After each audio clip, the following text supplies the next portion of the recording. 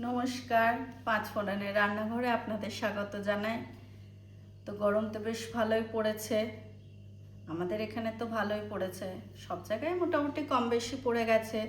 তো এই গরমের মধ্যে শরীরকে সুস্থ রাখার জন্য আজ আমি বানাচ্ছি ওয়াটারমেলন লেমনেড। প্রধান উপকরণ অবশ্যই তরমুজ।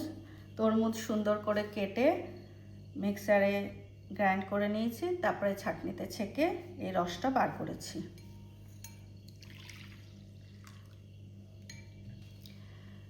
তরমুজ তো এমনিই খুব মিষ্টি হয়, তাও একটুখানি চিনি দিলাম,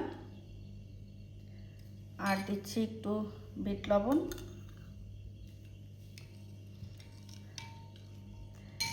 আর দিচ্ছি গন্ধরাজ লেবুর রস,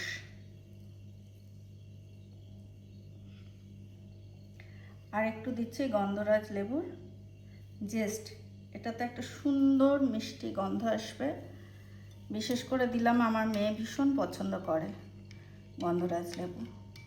এরকম অনেকেই আছেন গন্ধরাজ লেবু খেতে ভালোবাসেন। তৈরি হয়ে গেল খুব সিম্পল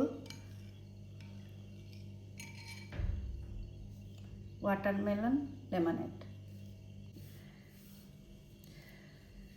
সুন্দর করে ছোট ছোট করে কুচো করে নিয়েছি ওয়াটারমেলন, নিচে দিয়ে দিলাম, বেশ মুখে পড়লে ভালোই লাগে।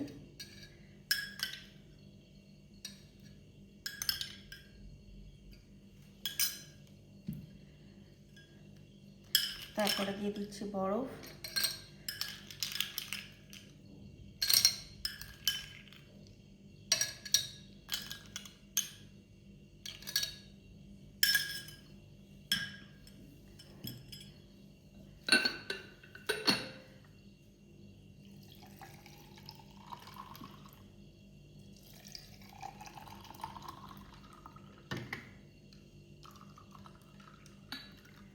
তৈরি হয়ে গেল ওয়াটারমেলন লেমনেড।